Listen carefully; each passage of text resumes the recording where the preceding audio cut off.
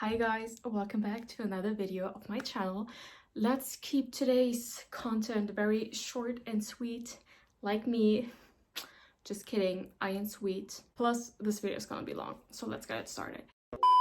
So you saw it in the title. What I want to talk to you about today are unpopular opinions of the BookTube community. And these following unpopular opinions are opinions of my own that I feel like are not currently represented in the BookTube community.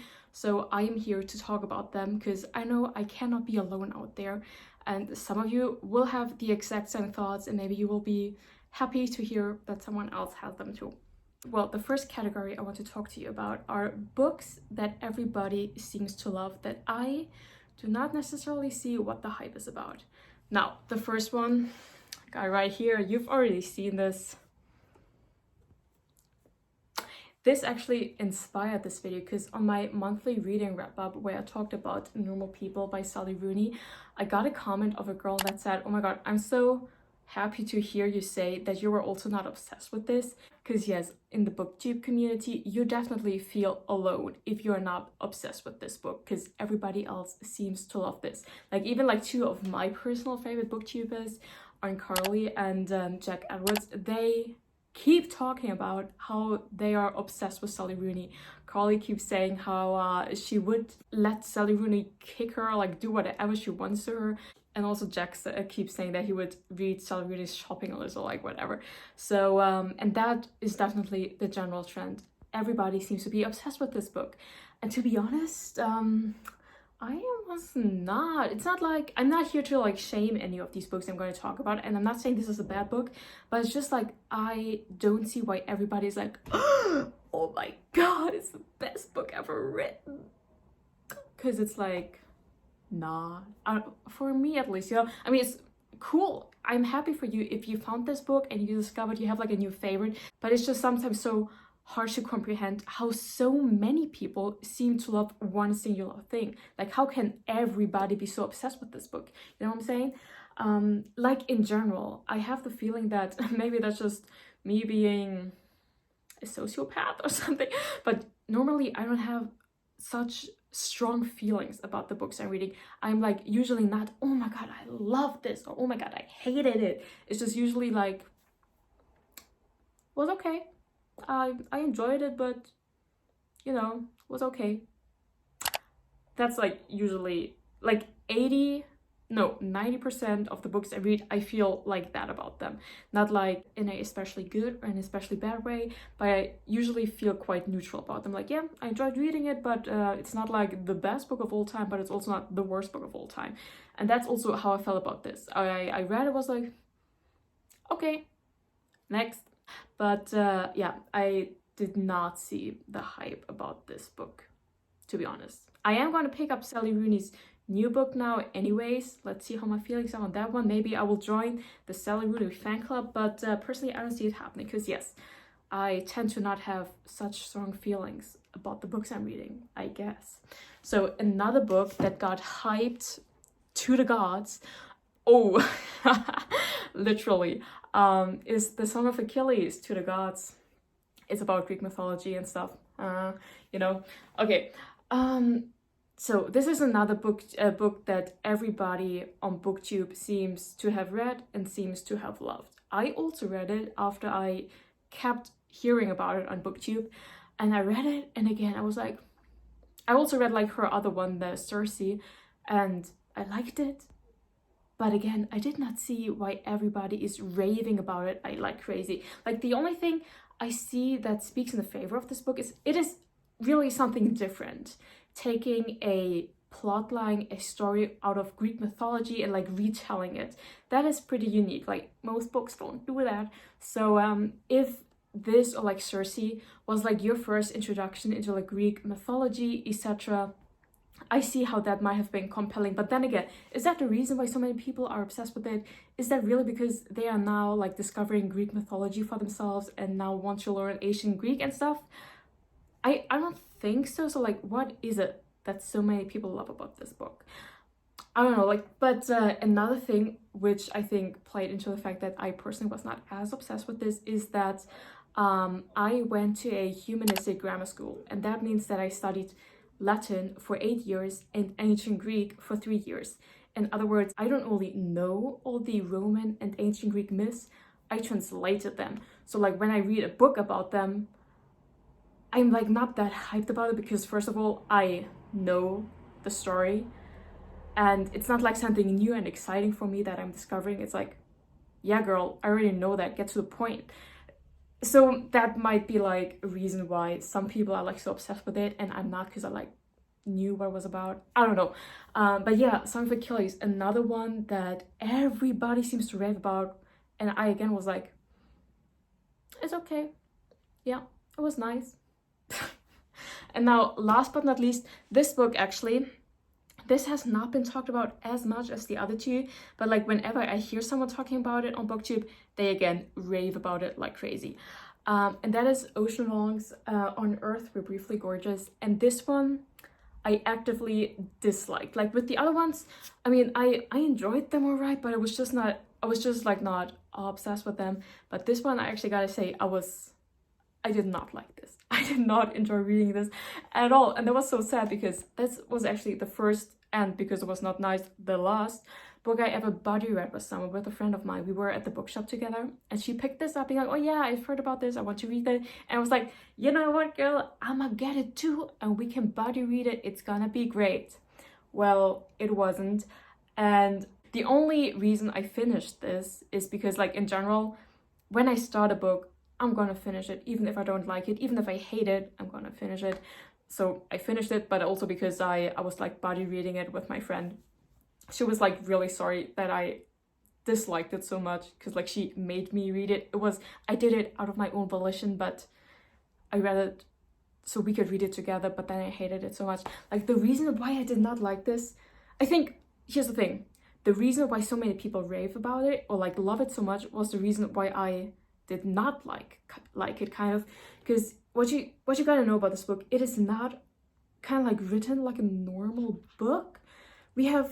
There's so many like time jumps and perspective jumps, and like everything is like fragmented into these paragraphs, and I didn't like that at all. Like Ocean Vuong, he's actually, or like mostly a poet, and you can kind of tell by the way he writes this novel, but that I did not like. I was like, wait, how the fuck is this novel written? I don't get it. I don't understand it. I don't like it. What is it doing? Like time jumping, perspective jumping all the time and stuff. I did not enjoy that, to be honest. Also, I did not really get to like any of the characters. I like didn't get into any of them. So even though there's like very traumatic stuff happening to them, so like of course I feel bad for saying, yeah, I didn't like any of them, like any of them, or didn't feel for any of them, because that's not it. Like I would literally be a sociopath if I said that. But still, I didn't like it. Okay, I just didn't like it. Okay. Also, everybody keeps talking about like, oh my god, the language this is written in is so beautiful. I highlighted every single line, and I'm again like, okay, I did not. So like for me, the cover is the best thing about this book. I said it. Okay. Now the second thing I want to talk about, I just went to the hairdresser. That's why I keep playing with my hair. I'm sorry.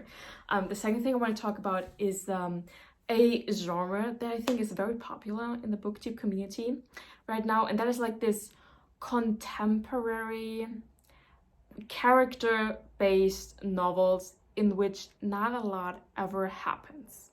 So basically this is about the question character-based versus plot-based novels, and I am 100% team plot-based, but so many people right now seem to be into the character-based novels where, as I just said, not a lot seems to really be happening per se if you look at it, because it's like usually about people's like everyday lives and struggles they have, and that I get is like very realistic, and I see how that could be like the appeal for someone. But baby, I never ever said that I want to read realistic books, okay?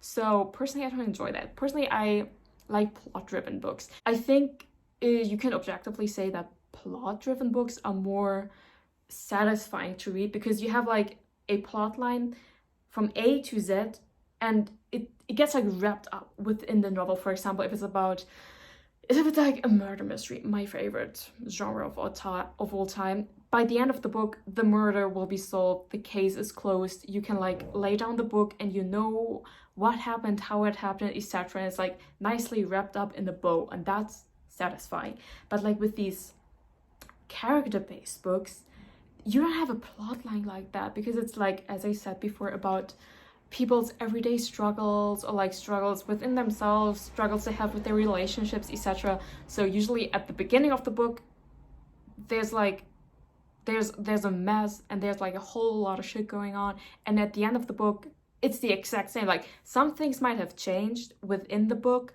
but like new problems will have come up, because like that's not what life is like. It's not like that page 1 you have a problem, 300 pages later everything is perfect and the world consists of rainbows and sunshine.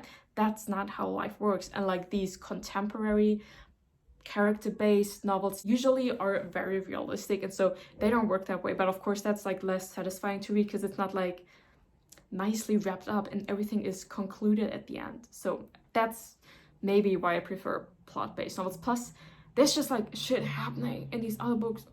Usually nothing ever really happens, and I'm like not obsessed with that.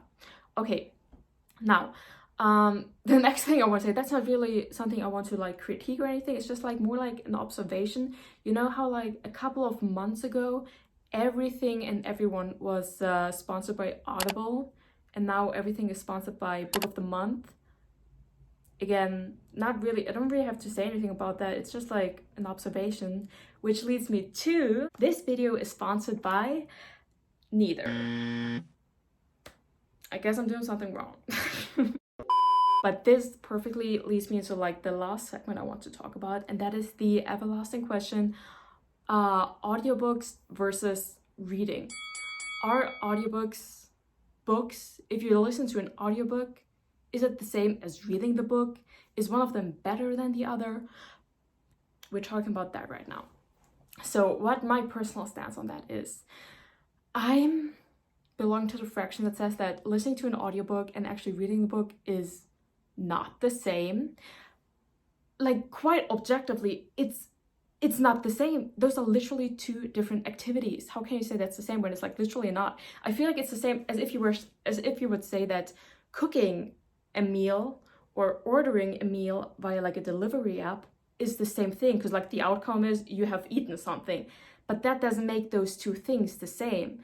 And like with the reading situation, yes, at the end of the day both persons know the contents of this book, but one has listened to it and the other one has actively read it. Just because the outcome is the same, those two actions are not the same.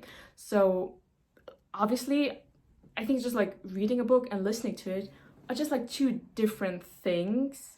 That is not to say that like one is better than the other, but I think this became like a little topic that people argue about, because I mean on BookTube, at the end of the day, you kind of have to market your videos, right? And if you can put something like, oh my god, I read like 20 books this month, it's kind of like clickbaity promotional work for your video, right?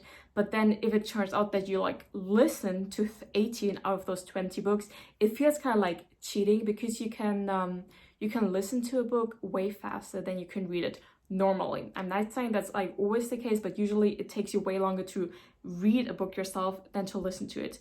Not only because you can literally do other things while listening to a book. So like you can listen to a book on the commute, or like working out while doing the dishes, while cooking, etc. But like while you're working out, it is hard to at the same time read a book physically in your hands, because that's like not working out. Anyways, and so I think that's why this whole theme, or like this whole topic came up, that's like not the same and it's like worse, etc. I'm not saying it's like worse or anything. It's just like two different things. I just feel like I feel kind of weird maybe about it if someone says, yeah, I read so and so many books this month, but then like when they talk about the individual books, it turns out they listen to a book. Like I wouldn't use the term I read a book when I listened to it, because as I pointed out in the beginning, those are not the same things. people use these terms as synonyms when they are not synonyms, and that's where it gets kind of weird for me, I think. And just like personally, I'm not a audiobook kind of person. I mean, Audible, hey, if you're listening, if you want to sponsor me, I would be willing to get into audiobooks. I'm not really into audiobooks, I gotta say. I have never even had that thought. When I like hear about a book, I'm like, oh yeah, I want to listen to that. It's like, no, when I hear about a book, I'm like, oh yeah, I want to read that. I don't know, because like books are there to be read, kind of. So I've never heard about, like, for example, a book here on YouTube and was like, oh yeah, let me go not get like a physical copy of it, but let me go listen to it. And I guess people are just different in that sense. Just personally, I have never even had the thought, oh, this book sounds interesting, let me go listen to it. I always go like, I want to read it. But again, this is just like personal stuff, okay? So yeah, these were the few unpopular opinions I wanted to talk about in today's video. Books that everyone else but me seems to adore. Genres that everybody but me seems to be crazy about. And then, well, the whole reading versus listening scenario. I don't know. If you could sympathize with me on any of these points, let me know down below in the comments. If on the other hand you disagree with everything I just said, you don't need to tell me down in the comments. I don't need that. So literally, this was not about starting up a controversy or anything like that. I just felt like these opinions that I just voiced are very underrepresented in BookTube, I think. So I just wanted to take the time to talk about them because I know I'm not alone out there. So with that, let me wrap up this video. I thank you so much for watching. What is that on my pants? And I will see you in the next one. Thank you. Bye.